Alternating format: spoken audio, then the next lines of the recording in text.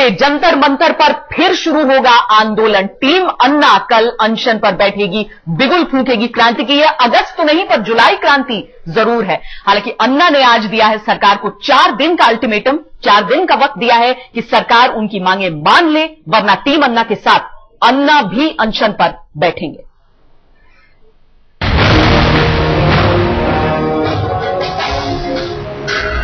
सरकार को अन्ना का अल्टीमेटम, फिर अनशन पर बैठेंगे अन्ना। फिर चलेगा अन्ना का अनशन अस्त्र। फिर अन्ना ने भरी हुंकार, ये देश भ्रष्टाचार मुक्त भारत निर्माण होने के लिए ये देश अभी कुर्बानी मांग रहा है। आंदोलन से पहले ताकत का एहसास कराने की कोशिश। अन्ना जब दिल्ली पहुंचे तो सैकड़ों लोगों का हुजूम एयरपोर्ट पहुंचा उनकी अगवानी को। अन्ना खुले ट्रक पर सवार हुए और उनके पीछे उनके समर्थकों की बड़ी तादाद कार और बाइक रैली की शक्ल में साफ निकली। ये कोशिश थी सरकार को ये जताने की कि आंदोलन अभी थमा नहीं है, लोगों में भरोसा कायम है, जोश बाकी है। दिल्ली पहुंचते ही अन्ना के हमले फिर तीखे हो गए। अन्ना ने सरकार पर बार बार धोखा देने के इल्जाम मढ़ दिए। फिर से एक धोखाधड़ी, सलमान खुर्शीद साहब को भेजा हमारे पास सरकार ने और कहा कि आप जैसा चाहते हैं ऐसे लोकपाल हम लाने के लिए तैयार है सरकार। तो हम उनको बताया कि ये बातें करो, मान लिया। हम अभी जाते हैं सोनिया गांधी जी से, प्राइम मिनिस्टर से बात करते हैं और ये करने के लिए हम लोग तैयार हैं। अन्ना का दावा है कि सरकार आंदोलन कमजोर करने के लिए हर हथकंडे अपना रही है। कभी टीम तोड़ने की कोशिश की जाती है तो कभी उन्हें बदनाम करने की साजिश रची जा रही है। अभी आज मुझे और एक बात समझ में आ गई, फर्जी सीडी बनाई, फर्जी सीडी हमारे बदनामी के लिए, फर्जी सीडी। और मैगजीन में भी झूठे सब बातें लिखी गई। मुझे जब बताया कि ऐसे ऐसे ये सीडी, फर्जी सीडी बनाए, अभी हम लोग चर्चा किया, ये सीडी को पहले जांच करो, अगर वह फर्जी है तो उनके ऊपर केस डालो हाई कोर्ट में। हाई कोर्ट में केस करो, बदनामी किया करके दावा लगा दो, परवाह नहीं, 2, 3, 4 साल जाएंगे, लेकिन सच क्या है वो समाज के सामने आ जाएगा। अब लड़ाई निर्णायक होगी, आर पार की होगी। अन्ना ने सरकार को 4 दिन का अल्टीमेटम दिया। अगले 4 दिनों में अगर सरकार ने उनकी मांगे नहीं मानी तो अन्ना भी कूद पड़ेंगे अनशन के मैदान में। कल 25 है, 25, 26, 27, 28 4 दिन मैं राह देखूंगा। 19 तारीख को मेरा अनशन शुरू हो जाएगा। अन्ना जानते हैं कि सरकार पर दबाव कैसे बनाया जाता है, तभी तो अनशन पर बैठने की इच्छा जताकर अन्ना ने अपना वो मास्टर स्ट्रोक खेला है जिसके बाद सरकार में हलचल होना निश्चित है। अब ये अन्ना की निजी इच्छा है या फिर की टीम अन्ना की पहले से बनाई गई रणनीति, ये सवाल उठने तो लाजमी है। जाहिर है अन्ना का अनशन पर बैठने का ऐलान सरकार के लिए बड़ी चेतावनी है, लेकिन बड़ा सवाल ये भी है कि क्या अन्ना 2011 की अगस्त क्रांति का करिश्मा फिर दोहरा पाएंगे। रीमा पाराशर, दिल्ली, आज तक। दरअसल अन्ना हजारे इस अनशन का हिस्सा होने वाले थे नहीं। टीम अन्ना के बाकी सदस्य अरविंद केजरीवाल की अगुवाई में यहां पर अनशन करने वाले थे, पर अन्ना हजारे ने यह कहकर चौंका दिया। और देखना है कि सरकार की प्रतिक्रिया क्या होती है इस पर, क्या वो वाकई सत्य में है या नहीं। हम तमाम चर्चा करेंगे। हमारे साथ खास मेहमान जुड़ रहे हैं, प्रभा ठाकुर जो कि सांसद हैं कांग्रेस की, वो हमारे साथ जुड़ रही हैं। हमारे साथ सिद्धार्थनाथ सिंह, माफ कीजिएगा, बीजेपी नेता हमारे साथ जुड़ रहे हैं, और साथ ही शाजिया इल्मी जो कि टीम अन्ना की मेंबर हैं, वो हमारे साथ जुड़ेंगी। हम उन सबसे बातचीत करेंगे। पहले हम आपको बताएं कि टीम अन्ना ने ये मांग की है कि जिन 15 मंत्रियों के खिलाफ वो भ्रष्टाचार के आरोप लगाते आ रहे हैं, उनके खिलाफ स्वतंत्र जांच दल बनाकर जांच कराई जाए। इसके अलावा टीम अन्ना ने यह भी मांग की है कि जिन पार्टी अध्यक्षों के खिलाफ सीबीआई में मामले चल रहे हैं, वो भी स्वतंत्र जांच एजेंसी को दिए जाएं। अन्ना ने सरकार पर धोखा देने के आरोप मढ़े हैं। आरोप यह भी लगाया कि सरकार उनकी टीम में फूट डालने की कोशिश कर रही है। नहीं आया लोकपाल तो जेल भरने को हो जाओ तैयार। अन्ना का आह्वान, सरकार को अल्टीमेटम। फिर वही जोश, फिर वही तेवर, फिर नए आंदोलन को तैयार अन्ना हजारे। आंदोलन के लिए दिल्ली में कदम पड़े नहीं कि अन्ना ने फिर हुंकार भर दी। सरकार को अल्टीमेटम दे दिया कि अगले 4 दिनों में लोकपाल के लिए ठोस कदम नहीं उठाए गए तो शुरू होगा देश भर में जेल भरो आंदोलन। और 5वें दिन से मेरा भी अनशन शुरू हो जाएगा, आखिर तक हो जाएगा। आर्य पार जो होगा सो होगा। अन्ना ने सरकार के सामने 3 शर्तें रखी हैं। अन्ना की पहली मांग है कि सरकार के जिन मंत्रियों के खिलाफ टीम अन्ना ने भ्रष्टाचार के आरोप लगाए हैं, उनकी जांच के लिए जल्द से जल्द एक स्पेशल इन्वेस्टिगेशन टीम का गठन किया जाए। दूसरी मांग रखी है कि जिन पार्टी अध्यक्षों के खिलाफ चल रहे मामलों की जांच सीबीआई कर रही है, उसे विशेष जांच दल को दिया जाए। तीसरी मांग मजबूत लोकपाल की है। 34 मंत्रिमंडल में जो मंत्री हैं, उनमें से 15 मंत्री ऐसे हैं, और भी ज्यादा होंगे लेकिन उनके खिलाफ सबूत अभी हमारे पास नहीं है। 15 मंत्रियों के खिलाफ भ्रष्टाचार के इतने संगीन आरोप लगे हैं कि अगर आज वो ये लोकपाल बिल पास कर दें तो कल इन लोगों को जेल हो जाएगी, इनकी संपत्ति जब्त हो जाएगी। इसीलिए सरकार लोकपाल बिल नहीं ला रही है। टीम अन्ना को लगता है कि अगर सरकार ने जल्द ही कोई कदम नहीं उठाए तो हालात और बिगड़ सकते हैं। आशंका गृह युद्ध तक की जता दी। इस तरह के भ्रष्टाचार से पीड़ित लोग, जिनकी भूमि कौड़ियों के दाम पर सरकार जबरदस्ती अधिग्रहण करके बड़ी बड़ी कंपनियों को लाखों करोड़ों रुपए का मुनाफा कमाने के लिए दे देती है, वो आज इतने उत्पीड़ित हो गए हैं कि आज उनको ये लगने लगा है कि अब हिंसा के अलावा कोई विकल्प नहीं है इस देश में। ये देश अगर इसी व्यवस्था से ये देश चलता रहा तो आप मानकर चलिए कि ये देश गृह युद्ध की तरफ बढ़ रहा है। टीम अन्ना कमर कस चुकी है, जाहिर कर दिया है कि इस बार आश्वासनों से काम नहीं चलने वाला। इस बार आंदोलन तभी रुकेगा जब कोई ठोस कार्रवाई होगी। मुंबई के फ्लॉप शो के बाद टीम अन्ना ने सीख ली है, अपनी रणनीति बदली है। इस बार एक के बाद एक टीम अन्ना के कई सदस्य अनशन पर बैठेंगे ताकि सरकार को एक बार फिर से वो आरोप लगाने का मौका ना मिले जो रामलीला मैदान के अनशन के दौरान टीम अन्ना पर सरकार की तरफ से लगाए गए थे। कैमरामैन आलोक भटनागर के साथ रीमा पराशर, दिल्ली आज तक। हमारे साथ शाजिया अलमी भी जुड़ चुकी हैं जो टीम अन्ना की सदस्य हैं। साथ ही कांग्रेस सांसद हमारे साथ हैं प्रभा ठाकुर, और साथ ही सिद्धार्थनाथ सिंह हमारे साथ हैं जो कि बीजेपी नेता हैं। लेकिन शाजिया, सबसे पहले मैं शुरुआत आप ही से करना चाहूंगी। इस बार अनशन तब जाकर रुकेगा जब सरकार कोई ठोस कदम उठाएगी। उम्मीद बाकी है आपको कि ठोस कदम उठेगा, जबकि पिछले कई, अगर हम आपके टीम अन्ना और सरकार के बीच के मामलों को देख लें, तलखी तो बढ़ी ही है। बिल्कुल, तलखी बहुत बड़ी है और ना उम्मीदी ही करनी चाहिए, लेकिन फिर भी उम्मीद पर दुनिया कायम है।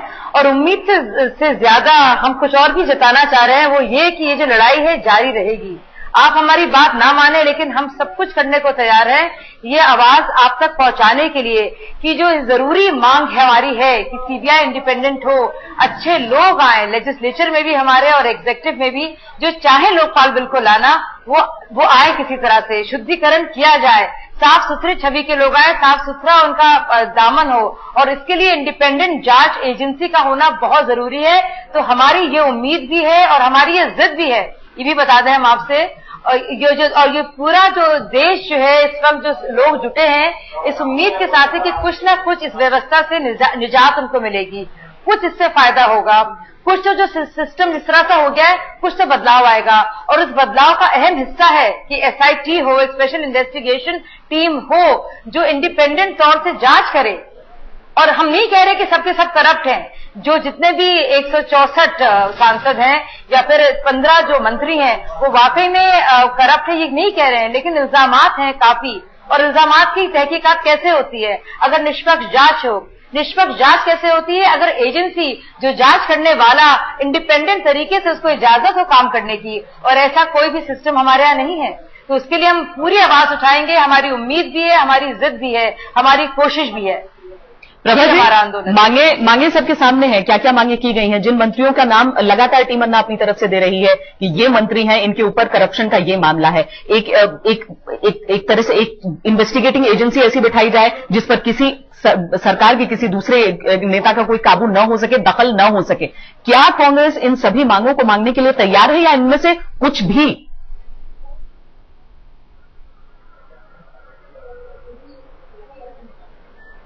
ये कांग्रेस ने, या कांग्रेस का सवाल नहीं है, इस समय यूपीए सरकार है, सिर्फ कांग्रेस नहीं है। प्रधानमंत्री जी ने पहले भी बहुत विनम्रता से अन्ना जी को कई बार पत्र लिखे हैं, उनसे बातचीत की है, बातचीत करने के लिए मंत्रीगण भेजे हैं, उनका सम्मान किया, उनकी टीम को भी शामिल किया था लोकपाल बिल ड्राफ्ट करने के उसमें, जबकि कभी बाहर के लोगों को शामिल करने की परंपरा नहीं है। लेकिन इतना सम्मान देने के बावजूद आज जिस तरह से पता नहीं कौन लोग गुमराह कर रहे हैं अन्ना साहब को, जो टीम अन्ना है उनके बारे में तो सब समझ ही गए कि कौन कहाँ किससे जुड़ा है, किसकी भाषा वो बोल रहे हैं। अब अगर वो ये जो धमकी देते हैं बार बार, ये उनको शोभा नहीं देता सरकार को कि आप जांच कराइए 15 के खिलाफ, और जांच भी वो जिससे चाहे उस एजेंट उन लोगों से कराइए, सीबीआई से मत कराइए। उन्हें संविधान पर भरोसा नहीं, उन्हें लोकतंत्र पर भरोसा नहीं, उन्हें संसद पर भरोसा नहीं, सांसदों पर भरोसा नहीं, उन्हें सीबीआई पे भरोसा नहीं। भाई किस पे भरोसा है? आखिर है तो सब इंसान ही ना, तो और किससे वो कहें? क्या वो डिक्टेटर है इस देश में? तानाशाह है कि वो जैसा चाहेंगे। दो तरह की बातें आप कर रही हैं। एक तो आप ये कह रही हैं कि अन्ना इतने नासमझ हैं कि एक टीम की पूरी सोच उन पर हावी हो रही है। दूसरी बात आप ये कह रही हैं कि अन्ना हजारे एक डिक्टेटर हैं। क्या इनमें से सही आप कह रही हैं अभी? मैं ये कह रही हूं कि अन्ना साहब कुछ ऐसे लोगों से घिर गए हैं और उनके उस पर चल रहे हैं। मुझे समझ में नहीं आ रहा है कि या तो हो सकता है कि कई लोगों को धन की, पद की, सत्ता की वो नहीं होती, लेकिन लोकप्रियता, यश की जो चाह होती है, आप मीडिया वाले जब तक रोल हाईलाइट करते रहेंगे तब तक वो भी कुछ न कुछ शोशेबाजी, क्योंकि अब आदत पड़ गई है रोज खुद का नाम टीवी पर सुनने की, देखने की। आप बताइए, महात्मा गांधी ने जिन आजादी के संघर्ष के दौरान इतनी बार धरने, प्रदर्शन, अनशन कई बार किए, क्या कभी उन्होंने इसके कभी नगाड़े ढोल बजाए क्या कि मैं अनशन करने जा रहा हूं? और उन्होंने खामोशी से अनशन किया। कभी इसका उन्होंने कोई ऐसा जैसे कोई पता नहीं क्या होने जा रहा है, 4 दिन में फैसला करे, 4 दिन का समय देता हूं, ये तो कोर्ट भी नहीं देता। रेप जैसे मामलों में 4 दिन क्या, कितने महीने लग जाते हैं। तो मैं एक बार निवेदन करना चाहती हूँ टीम अन्ना से, भाई किसी पे भरोसा नहीं, लेकिन न्यायालय पर भरोसा होगा ना। जिन मंत्रियों पर उन्हें लगता है कि ये आरोप है, तो उनके लिए वो न्यायालय में क्यों नहीं जाते? कोर्ट में जाए और उनके खिलाफ जो भी सबूत है मंत्रियों या सांसदों के खिलाफ कोर्ट में पेश करें, जरा संघर्ष करें। एक ये खाली यश की उसमें ही नहीं रहे दौड़ में, बदलाव देना चाहिए। और अगर वो वाकई महसूस करते हैं तो सस्ती लोकप्रियता के लिए धरना, प्रदर्शन, क्या ये सस्ती लोकप्रियता है? ये सस्ती लोकप्रियता की खातिर कर रहे हैं अन्ना? इसमें कौन सी बड़ी बात है? प्रभा जी से मैं ये कहना चाहूंगी, जी हाँ बिल्कुल, इसलिए कहूंगी लोकप्रियता के लिए किया जा रहा है, इसलिए कहूंगी कि जब उनका इलेक्शन का मौका आता है, ये उनकी मैं भी कह सकती हूँ कि वो टीवी चैनल में चाहिए क्योंकि वो किसी तरह की लोकप्रियता की वो भी चाहती है, लेकिन ये लोगों की आवाज है। और जो लोग वहाँ पे सब आएंगे क्या सब सस्ती लोकप्रियता के लिए आए? क्या ये कहना चाह रही कि देश में भ्रष्टाचार नहीं है? क्या देख रही है देश के हालात कहाँ रह रही है? प्रभा जी शायद मेरे देश में नहीं रहती है, क्योंकि अगर वो इस देश में रह रही होती और इस शायद भ्रष्टाचार जरूरत है, ऐसा मूवमेंट है, आंदोलन चलिए आप बोलिए पहले, आप बोलिए सरकार को, पहले आप बोलिए, सुझाव वो दे सकते हैं, लेकिन जिस तरह वो डिक्टेट करते हैं वो लाइट से बोले, उनकी जो टीम काम कर रही है, और शायद वो लोग यही चाहते हैं कि डेमोक्रेसी में जवाब देना चाह रहा है, तानाशाही जैसी व्यवस्था हो जाए।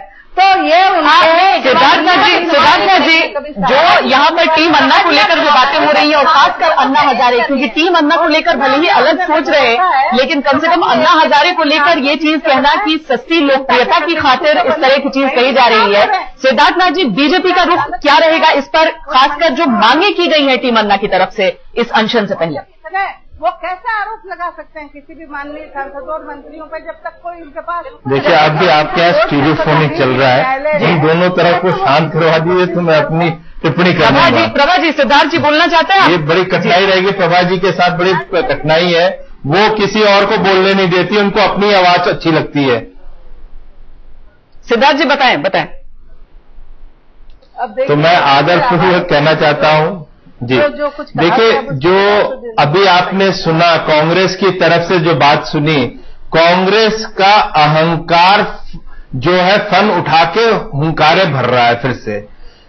ये समझना चाहिए कि इस देश के अंदर भ्रष्टाचार की पराकाष्ठा इस यूपीए 2 सरकार ने ऐसी हालत देश में कर दी है कि भ्रष्टाचार के नाम पे गली गली में अब शोर मच चुका है।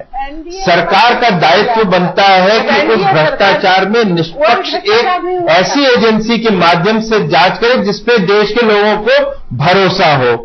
आज वो स्थिति फिर हो गई है, या उसकी लड़ाई की तरफ उनका जो ध्यान दिया जाए, एक निष्पक्ष लोकपाल की बात आपने देखा जिस प्रकार से लोकसभा और राज्यसभा में हुआ, निष्पक्ष लोकपाल नहीं हम लोग प्रभा जी, आप उन्हें बोलने में मैं क्षमा चाहूंगा, मुझे कोई मजा नहीं आता कि मैं अपना समय नष्ट करूं और किसी भी चैनल पर वेट करूं दूसरी तरफ से बोलने ना दिया जाए। इसलिए उनको प्रभा जी से आप बात करवा लीजिए, ना तो प्रभा जी का वॉल्यूम कम कर दीजिए, हम बोलेंगे फिर, और हमारा जब कहना है हम तो बोलेंगे नहीं। मगर आपसे निवेदन है, एंकर से निवेदन है कि उनको शांत करवाएं तो हम लोग अपनी बात रख सकते हैं। आप बोलिए। राज्यसभा और लोकसभा में किस तरह से उस पर बहस हुई और उसके ऊपर किस तरह से चर्चा हुई, आपने पूरे देश ने देखा। अब उसके बाद से कोई भी कार्रवाई नहीं हुई। आपने आज ही सुना होगा, सीबीआई ने 2G के मामले पर चिदम्बरम साहब को एक क्लीन चिट दे दी है। यही जो परेशानी है कि सीबीआई का जो दुरुपयोग किया जा रहा है कांग्रेस की तरफ से, और क्षमा चाहूंगा ये राष्ट्रपति के चुनाव तक की इस्तेमाल करा गया है, जो समाजवादी पार्टी और बीएसपी पे जो लागू करके, वो जो दुरुपयोग है उसकी आज चर्चा की जा रही है कि लोकपाल निष्पक्ष एक मजबूत लोकपाल आए। और ये मांग शायद केंद्र सरकार बहरी हो चुकी है, या केंद्र सरकार को अपना दामन बचाने के लिए इस तरह के हथकंडे अपनाने पड़ रहे हैं।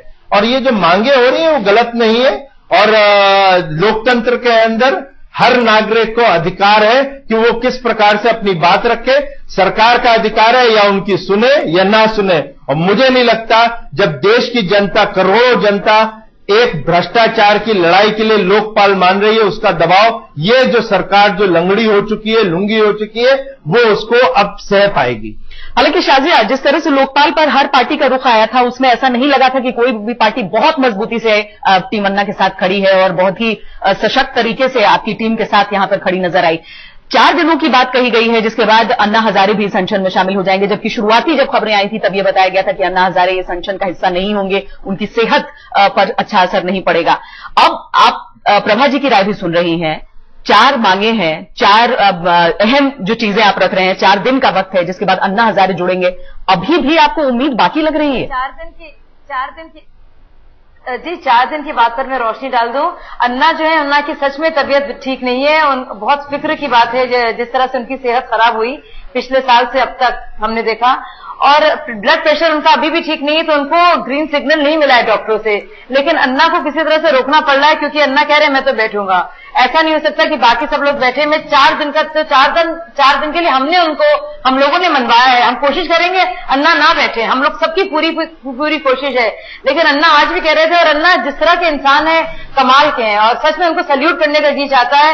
इज्जत मेरी बढ़ जाती है बार बार उस शख्स को देखकर, और सर झुकता है कि ऐसे लोग हैं इस देश में, और इसीलिए हम सब लोग इस मूवमेंट का हिस्सा हैं। हम सब लोग को इसके लिए कुछ नहीं मिल रहा है। वो टीवी की बात कर रही थी, मैं तो टीवी में बहुत सालों से काम करती आई हूँ, टीवी में मैं रोज दिखती थी। तो हमें सस्ती लोकप्रियता वाकई में नहीं चाहिए, और ये तो जरूरत है वक्त की।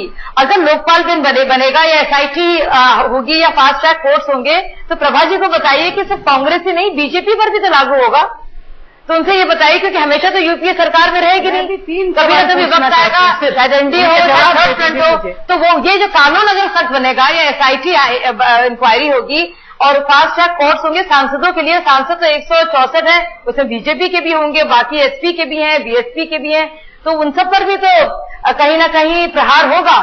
तो अपने पर क्यों ले लेती है बात, और बात जवाब देनी चाहिए ना हर बात का, तुक के साथ, तर्क के साथ। ना तुक है ना तर्क है, ना तरीका है, बात के साथ जवाब देता है, डिक्टेटरशिप है, ये किस तरह का निजाम है? जी प्रभा जी, इसको बात करें जो मेरे बात है, पूछने का हक है, तुक, तरीका और तर्क। जी मेरी 3 बातों का जवाब दे बताइए कि जो बात सवाल उठाए जा रहे हैं उनका जवाब दें। सिर्फ 3 बातों का आप दे सकते हैं तो दे के बताइए। आई चैलेंज यू, सारे दे सकती हूँ, आप देखें बताइए मुझे पहले कि जितनी भारतीय जनता पार्टी द्वारा शासित राज्य सरकारें हैं उन सबको क्लीन चिट क्यों दे रखी है अन्ना साहब की टीम ने? क्या वो सब क्लीन है?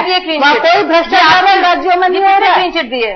दूसरी बात सुनिए, है ना, आप इन्फॉर्मेशन में लगी हुई है। दूसरी आज आप गलत काम कर रही हैं, आप कांग्रेस के लिए बहुत, आप कांग्रेस के लिए बुरा हाल कर रहे हैं एनडीए का। बट के नहीं, मैं आप बोलने नहीं देंगी। आप सुनिए मेरी बात, तो मैं जवाब दे दूं। बात मैंने पूरी सुनी। आप चुप हो जाए, आप कहती हैं प्रभा जी बोलने नहीं देती, तो फिर हम भी नहीं बोलने देंगे ना आपकी बात। आप बिल्कुल जी प्रभा जी, ऐसा लगता है घूम फिर कर बात वहीं पर पहुंचती है। बात वही कि कांग्रेस की तरफ से आरोप ये कि शायद सस्ती लोकप्रियता की कोशिश हो रही है, बीजेपी को क्यों नहीं निशाना बनाया जाता है, और टीम अन्ना की तरफ से बातें वही होती हैं। देखना है कि कल से अनशन की शुरुआत होगी तो उसके बाद क्या निकल कर आता है। बहुत बहुत शुक्रिया प्रभा जी आपका, सिद्धार्थ जी आपका और शाजिया आपका इस पूरी चर्चा में जुड़ने के लिए।